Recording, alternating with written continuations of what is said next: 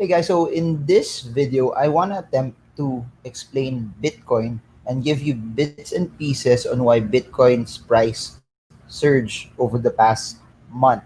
So this is for people who want to know more about Bitcoin and want to have at least an explainer on what's happening in the price movement. And in the back end, I'm going to share if I'm investing in Bitcoin or where if you want to invest in actually, if you want to invest in Bitcoin, how can you actually do it right now while we're in lockdown, while we're in the Philippines, while we can't go out? What are the platforms on how it can be done? And I will answer the question also, should you actually come in and start to invest in Bitcoin as well? So that's the whole context and narrative for this video. Anyways, before I begin, I say this all the time, but never buy, sell, hold, or avoid not just the stock, but also any asset class, especially Bitcoin, because it has bits and pieces of volatility in it. Please do remember it's your money, it's your responsibility. Do not deploy capital if you do not know what you're getting into. Do not deploy capital just because you hear it from someone in YouTube or you hear friends tell you that you should buy Bitcoin. It has to be you, and you should have a firm understanding because Bitcoin, in my opinion, is a riskier asset class than the stock market. So if you want to come into this, you must really know and have full conviction of what you are getting into.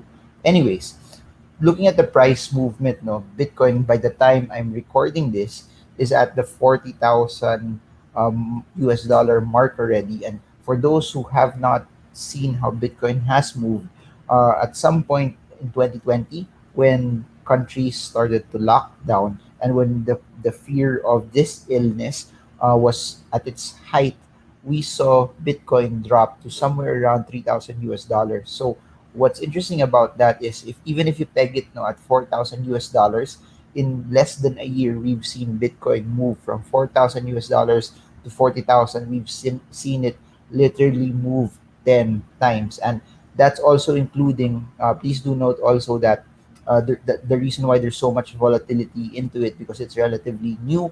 Also, although it's been a decade already since it started, it's not something that everyone can grasp and understand yet. But what I want to submit to all of you and what I want to share is I want you guys to see this. This was its highest point in 2017. Then it started to dip. This was near 20,000. I was in Taiwan at that time for, I think for either Christmas or a New Year celebration. Then Bitcoin started to massively move. Then after that was the large correction. So I did not start investing in Bitcoin um, up until 2018, but I'm going to share more of that later. But I just want to share to all of you that I did not come in at the start. I did not come in at the very bottom. I did not also get at it at the very peak as well. So that being said, I just want to share this also that if you try to analyze things all together, you'll eventually see this that there were people who came in at the very early stages and now are reaping massive benefits also towards Bitcoin. So those are people who are holding on for dear life for Bitcoin and they're rewarded handsomely. So if you take a look at it now from the snapshot of where it was, below $200, below $100 per coin to 20,000 to where it is now, it's massive amounts of money already.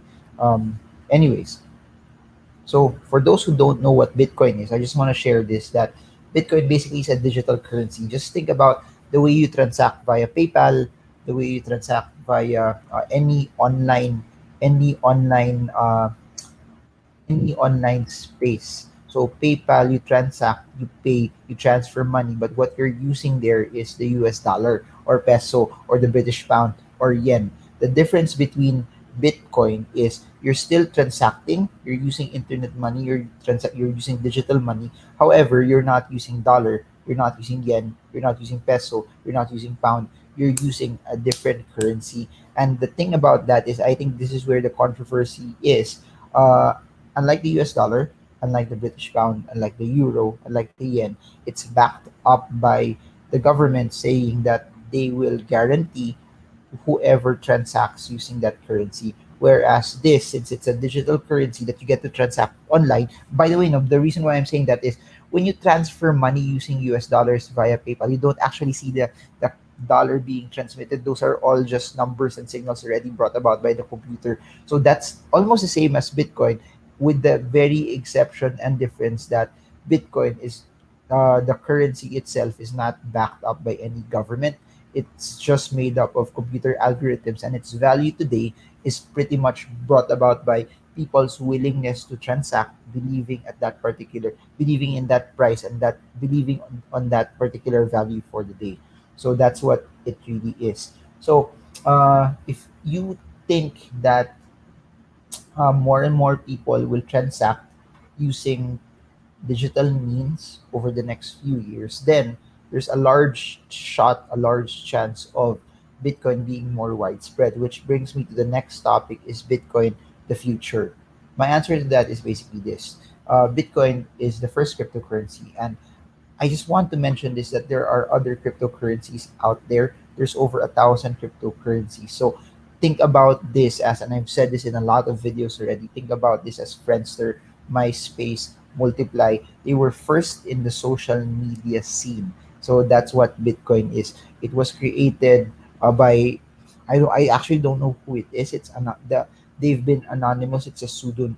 Satoshi is a pseudonym. So we're not sure if that person's still alive, if that's even a group, or what the secrecy behind it. But it was created right after the bubble in 2008. Then it uses a technology called blockchain, and a lot of the other cryptocurrencies have been following that as well. Anyways, um, what makes Bitcoin a bit interesting is, think about the US dollar in fiat currency. Think about the US dollar. Uh, if you want to transfer peso to, say, I don't know, ringgit, there's no direct. I think the way for you to be able to do that is your peso, you convert it to US dollar, then US dollar, you convert it to ringgit. Or in the same way, you want to buy a currency from Africa. For you to be able to do that, peso, you transfer it to US dollar, then US dollar, you transfer it to that currency in Africa. In the same way, right now, as what I've mentioned, there's a lot of other cryptocurrencies out there. For you to be able to buy other cryptocurrencies, you have to use US dollar to Bitcoin, then Bitcoin to convert it to whatever alternate coin or altcoin you want to actually buy. So what's interesting about that is, Bitcoin now has become the medium of exchange. Before you can get to other cryptocurrencies out there, Bitcoin is like the gatekeeper. Bitcoin is like US dollar. Bitcoin uh, somehow has become the equivalent of US dollars in the cryptocurrency space. So that's how I want you to imagine it. It's not just the first cryptocurrency, but because it's the first right now, it has become an equivalent of the US dollar when you're looking at it from a fiat standpoint. And people are also looking at it as a equivalent to the new gold. People are looking at it as a hedge against inflation. People are looking at it as a hedge also against all of the quantitative easing that's happening right now. Comment below if you're learning, and comment if this is something that's helping you. Anyways, what's interesting, though, in my opinion, right now is that, um, the reason why I posted the topic that is Bitcoin actually the future, it's for the very reason that it has developed a brand already. What do I mean by that? When you say soft drink, sometimes people say Coke.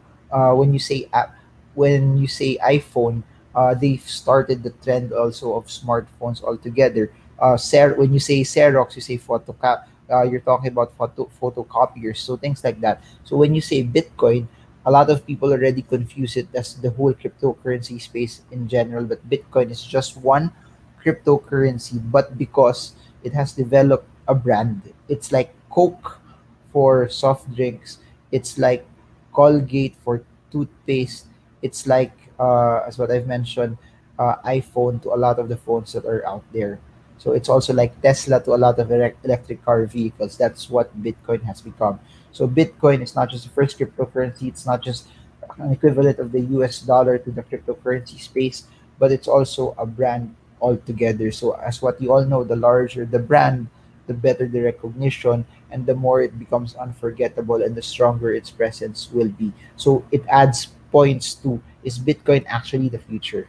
Anyways, um, Bitcoin is the future if you believe that digital currencies are the future. What do I mean by that? If you think that in the next few years more and more people will do away with physical paper cash or paper coins, and you will see more transactions done online. And if there's one thing that this pandemic has done, it has accelerated it.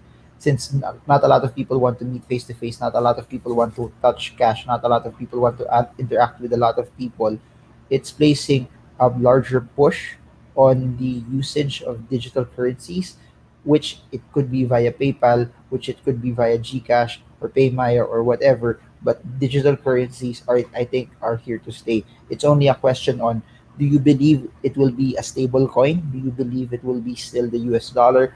I just riding on a digital currency platform, or will it be Bitcoin? But for sure, 5, 10, 15, 20 years from now, you're not, when you say currency, you're not anymore talking about physical cash. You're looking at things that are transacted via the internet. Here's the thing also, why a lot of people are pushing and moving into Bitcoin is, if you've noticed it, no, the US government has printed massive amounts of US dollars. And as what I've mentioned, US dollar is like the standard for all of the exchanges that we're having around the world. But the fear there is, the more they print, the more it devalues the value of it. The more they print, the more it loses its value. And a lot of people want to hedge against that. A lot of people want to, not just people but institutions also want to protect against that, and that's why they have been dabbling into Bitcoin as sort of a hedge up against whatever uncertainty that may happen to the dollar in the next few years.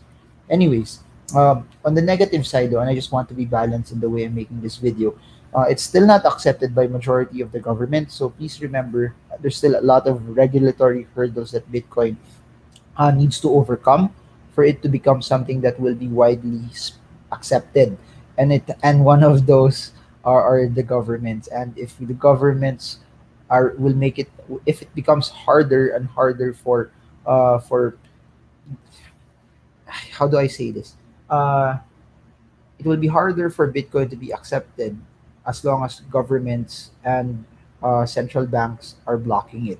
I think that's one hurdle that needs to be understood. uh, of course, governments would want to protect their turf, would want to protect their own currency. So watch out for this. But the more accepted it becomes by governments and central banks, the better it will be for Bitcoin being the future. And there are some countries that have started to open up about it, but not everyone yet. And lastly, from a negative point of view, also, up until now, 2021, it's still not accepted in most day to day transactions for it to be the currency, not of the future but of the present. Is when you go to a sari-sari store, you go to a convenience store, you go to a hawker, or you go and transact everywhere, everyone will accept it. Everyone is, you can pay via Bitcoin. But now, wala pa tayo dun eh. For those who want to really transact in day-to-day life, your Bitcoin, you have to convert it back to peso for it to be something that's useful for you. So those are two things that I think you need to watch out for, to consider Bitcoin, that hey, it's actually something that's becoming part of day-to-day life. Government regulations, and then its acceptance that you can give it, kunyari may pulubi, tumatanggap na siya ng Bitcoin, something like that. Or punta ka sa, bumili ka ng kwek-kwek or fishball, or you go anywhere and then you pambayad mo Bitcoin na. I think that's a trigger ready to say that, hey, it has become massively widespread already. Anyways, why is Bitcoin up? This is the only reason that I could see. No, but up until now, guys, please do note that it's the reason why Bitcoin is moving up is people are banking on it being accepted, that it being the currency of the future. That if it becomes the currency of the future, given that it only has limited supply, uh, the value of it should be massively big.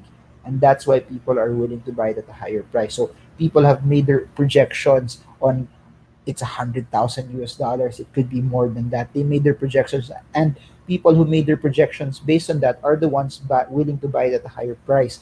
Please do note that when stuff goes up, when asset classes would go up, it's basically supply and demand. More buyers bring the prices up, and if more people are willing to buy Bitcoin at a higher price, even though it has gone up exponentially already, uh, it's just basically supply and demand. And that, as long as people are buying it, it would continue its price up. And the only thing that I could see is this: institutions have started to enter. It's not yet a lot of institutions, but a lot, there are some already with large sums of money have started to come in and buy chunks. And the reason why it moved up from around 23,000 US dollars just a few weeks ago to where it is right now to 40,000 US dollars is basically those institutions are the ones who have been buying. And as institutions buy, again, they place a larger demand to buy it at a higher price, more people willing to buy it at a higher price. You see it start to go up. So that's what we need to watch out for.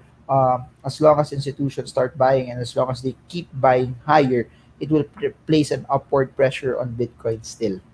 So let's continue. Will it go down? Of course. Bitcoin is very volatile. Please do note that if you buy at 40,000, 41,000, 42,000, there's a possibility that it could go down to 30. There's a possibility that it could go down to 20. There's a possibility that it could retrace, it could correct, it could consolidate. The more anything that's triggered by heavy supply and demand, and the difference between this from the stock market is, the stock market meron kang ano meron kang dividends meron kang intrinsic value, pwede mo makita yung earnings ng company. This one, it's purely based on what it could be in the future. It's purely based on what people are buying it. So when people think that it's overvalued already, which is subjective, and people think already that they made money already, and people think that it could possibly correct, or there's fears of this from government regulations, or there's something that could possibly replace it, or there's whatever the reason will be, people will sell, and when people sell, more sellers bring the prices down. So the reason why I'm saying that is you have to be careful. Do not just give in to what you hear, what you see, the hype, the speculation. You have to come in knowing what you're getting into, because if you buy at 40, of course, there's a chance it could go to 50, but it could also go to 30, it could go to 25, it could go to 20. So I'm just saying this to be balanced, that there's a given that its current momentum, it could continue to go up, but given its current momentum also, it could slide down and it could drop massively and it could hurt you, especially if you're not adept yet in the financial markets. Now, do I invest in Bitcoin? Yes, I do. As what I've mentioned earlier, I was influenced by, shout out to you, Ontep Mendoza and May Mendoza. They bullied me. We were in Dubai.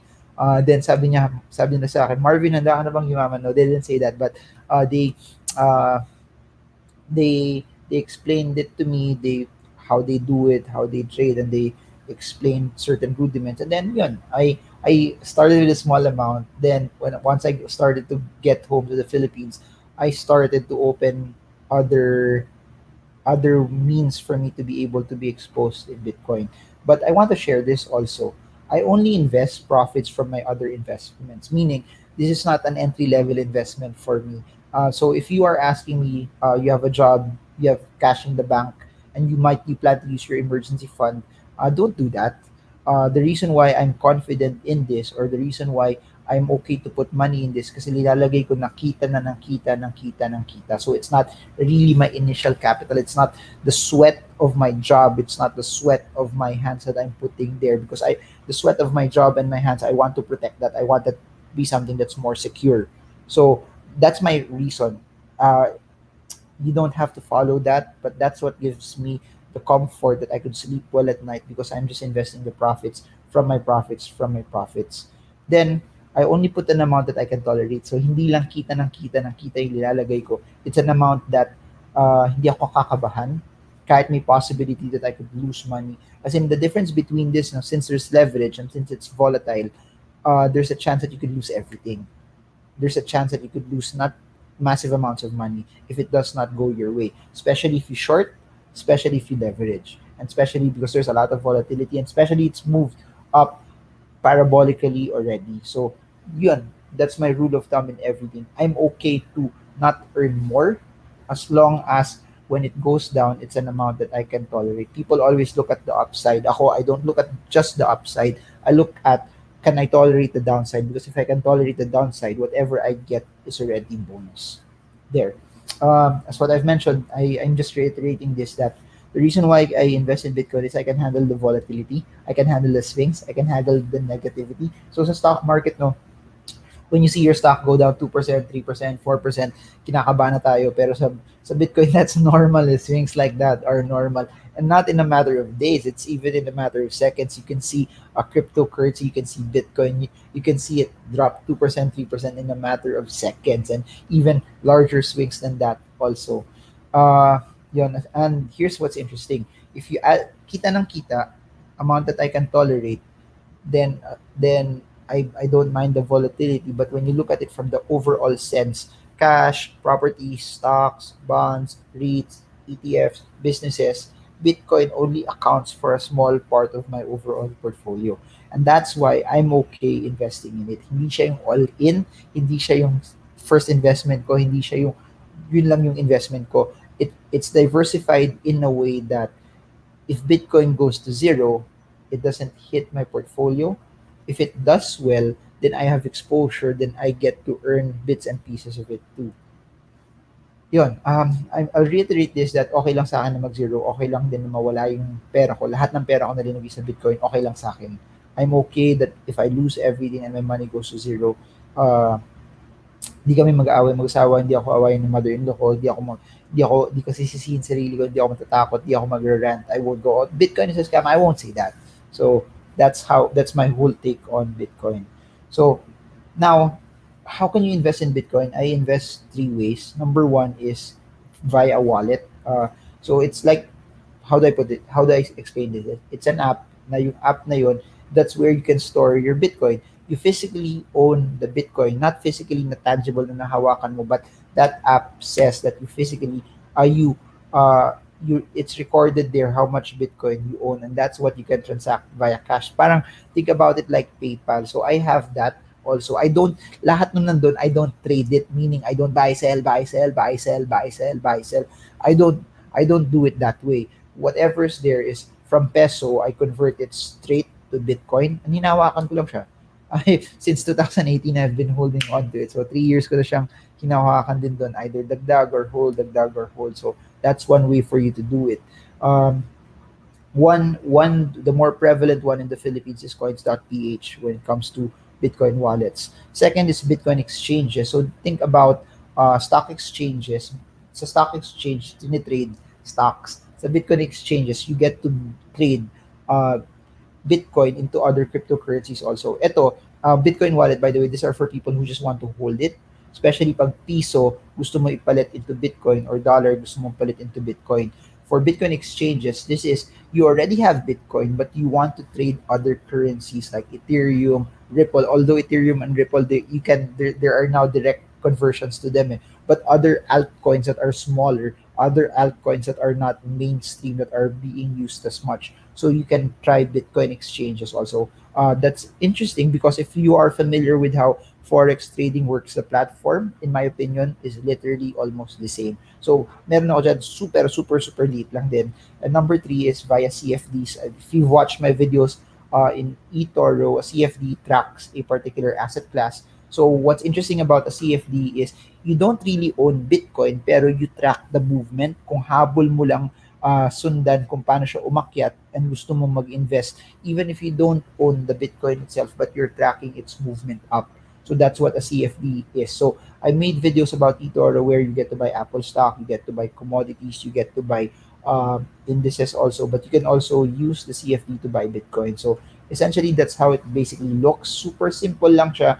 You just have to press open trade and then you are basically done. For those who want to know more about that, I'll put the link in the description on how you can invest in Bitcoin via CFD, via eToro. And what's interesting about that is you can actually start for $50 lang. And what's interesting about that also is they have a virtual account, virtual portfolio, that the virtual account, virtual portfolio allows you to be able to practice first, try it first without putting any money, and then when you're comfortable, for $50 you get to start. So those are the three ways: wallet, Bitcoin exchanges, and CFDs. So if you're asking me if I've tried all of them, yes, I had my exposure in all of them. So what's nice lang though is via eToro, it's very user friendly. And yung perang ginamit ko, kunyari pambili ng Tesla, after selling, I could use it to buy Bitcoin. So something like that. Anyways, should you invest in Bitcoin? My answer to that is this. That depends on you. It depends on your risk tolerance, your understanding of what Bitcoin is, and your capital. It has to be you who should answer that question, because if you're just doing it just because you heard it from a friend, or nakikiuso lang kayo, or because may kumita, or because may napanood kayo yung YouTube video, or napanood nyo tong video na to, then don't do it. Never ever buy Bitcoin just because you heard it from someone else, just because you watched a YouTube video. You need to know if it fits your risk tolerance. You need to understand it, and you need to have capital that's extra and excess. And na kung mag-zero siya, okay lang kayo. And again, I'll never stop saying this. Never buy just because you hear it from YouTube, because it's your money, it's your responsibility. It has to be you. You have to know what it is. You have to deploy capital based on how much understanding that you have on that particular asset class. So there, if you guys have any questions, three ways to reach me: comment section, put your questions below. Uh, Number two, message me via Instagram DM. I try to reply to around 25 messages a day. Then Patreon, DM me there. It's a small community. Since maliit lang yung community na yun, I get to answer all of the questions there. So yun, anything that you need to know about me, my online courses, my books, the next Stock Smarts live session, and how you can invest in Bitcoin via eToro is in the description below. So I hope you guys learned a lot. I hope this is something that's helping you. And this is Marvin Germo on a weekend, urging you to use this time to learn, urging you to use your spare time to build the skills that will help you make money. And I hope this video helps you trade well, trade strong, trade smart. See you all again soon, and God bless you all.